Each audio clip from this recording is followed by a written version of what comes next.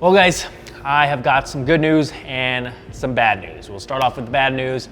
Some of you guys may have noticed that the blue GR86 has been MIA ever since we got it, and I've been mostly using my personal red GR86. If you guys want to follow along on that build, check out my personal channel.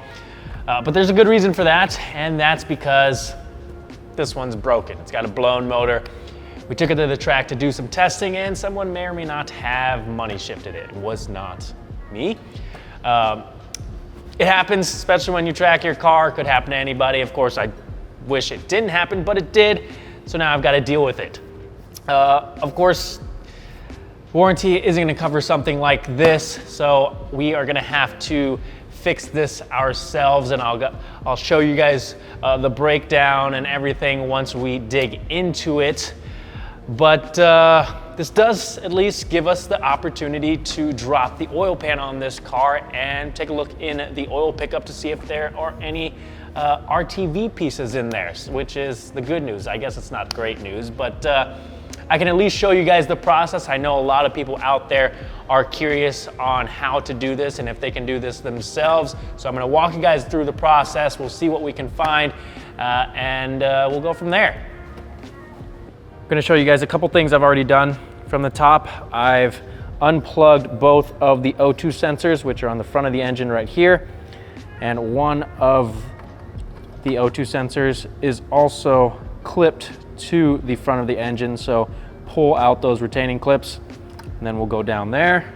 On the bottom, you can see I've taken the skid plate off. I've already drained the oil and I've disconnected the front pipe from the catback as well as the bracket on the transmission to make it easier to get the overpipe off of the header and drop the header off the engine. For the header to overpipe connection, there's two 14mm nuts that we'll need to remove.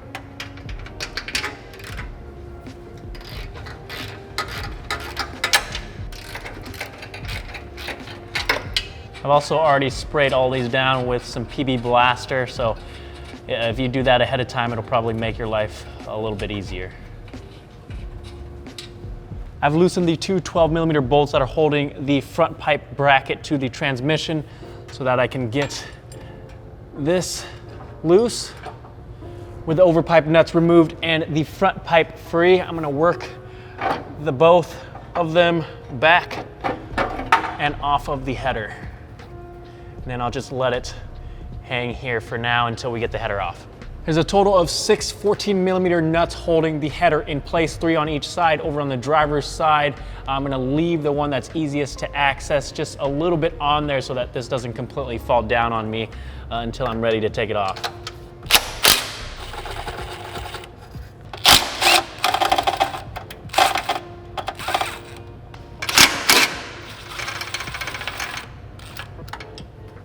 A little bit harder to see on the passenger side.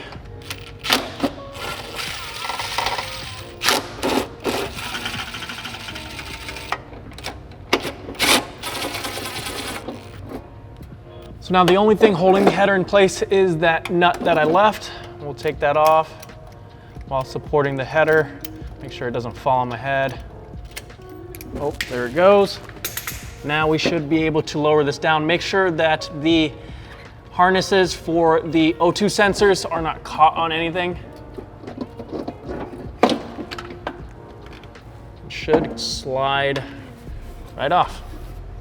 Now we have access to all of the 10mm bolts that are holding the oil pan in place. I think there's a total of 11 of them. So let's go ahead and remove these.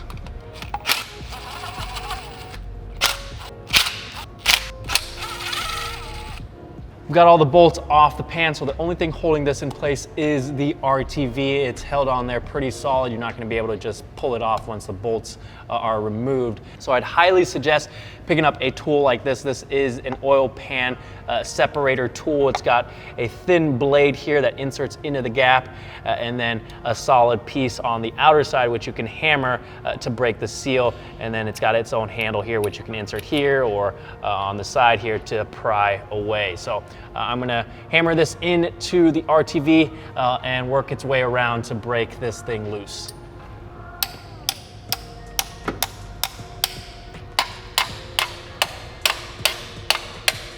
All right, I think I've gotten to the point where I can pull this off. Make sure you got some sort of drip tray underneath.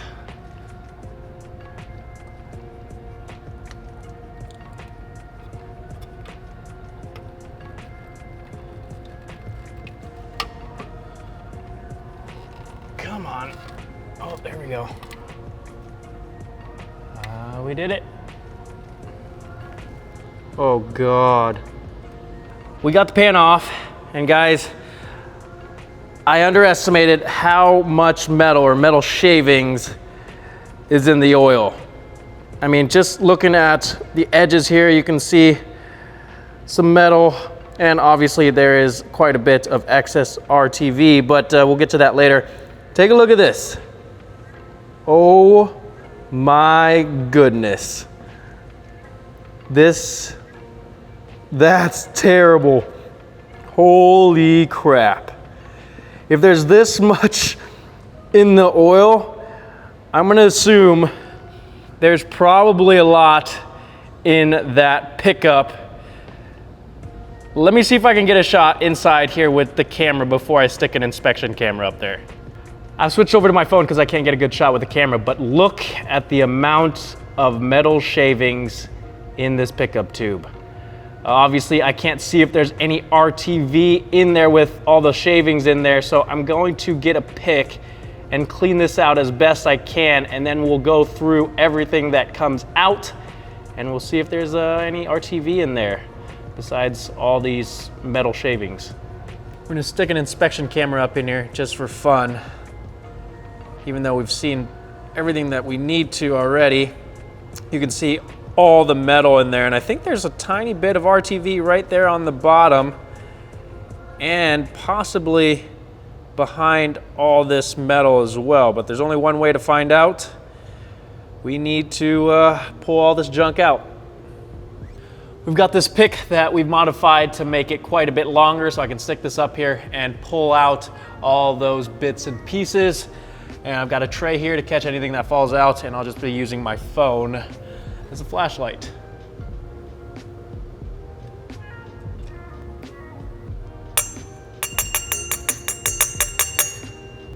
Now, ideally I would just take this pickup tube off, but the bolts that are holding it in place are hidden behind the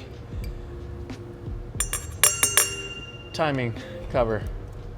Oh, there's so much. I've dug out what I could from the pickup tube. Obviously, the majority of this is metal, but I did find a couple pieces of RTV. Now, I would say it's nothing substantial. I'm gonna try and separate these pieces for you guys. It is these 3 pieces right there. Now this is clearly not enough to block the oil pickup and cause the damage that you see here, but there is some in there. You guys might find more if you decide to do this yourself, or you might not find any at all. It really just depends, and you really can't say until you drop the oil pan and look for yourself. So what you want to do is, if you find RTV in your oil pickup, you obviously want to clear it out. And now I'm gonna go through the process of showing you how to get everything put back together. Now, I'm not actually gonna be reinstalling this oil pan on our car because I need to take everything apart anyway, but I'll walk you guys through the process. These next steps are the most critical. You need to make sure to get all the old RTV off the oil pan and the engine. If you don't do a good job, you're not gonna get a good seal. So make sure you're very thorough with this. I used a razor blade to get the big chunks off the oil pan, and then after that, I used a plastic razor blade to scrape off anything that was left. On the engine side, I'd highly suggest you pick up a set of plastic scraping tools to get the RTV off of the engine. It is a very tedious process, and it does take quite a bit of time to get everything clean, but definitely take your time with this. Make sure you do a good job so you get good results. Now, when it's time to apply the RTV, there's a certain bead thickness that you need to apply. It's 4 to 5 millimeters, 4.5 millimeters to be exact.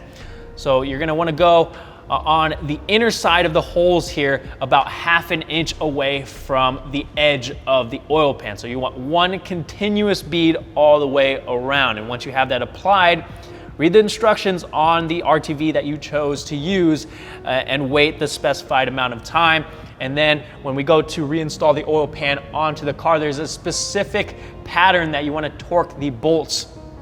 Pretty much a star pattern. I'll leave this picture up here so you can pause it if you're doing this yourself. And the torque is 6.4 Newton meters or 4.7 foot-pounds. Most torque wrenches don't go that low, so make sure you have a small torque wrench that does Newton meters.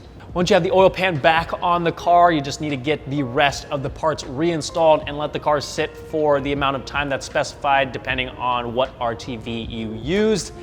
And that's pretty much it, guys. I'm super bummed that this car is messed up, but luckily I picked up my GR86 at the perfect time, so I'll try to keep up with the GR86 content as much as possible. Like I said, you can check out my personal channel as well to follow along on that build. Let me know if you guys have any questions, comment down below. If you guys found this video helpful, hit that subscribe button, give this video a thumbs up. I'll see you guys next time.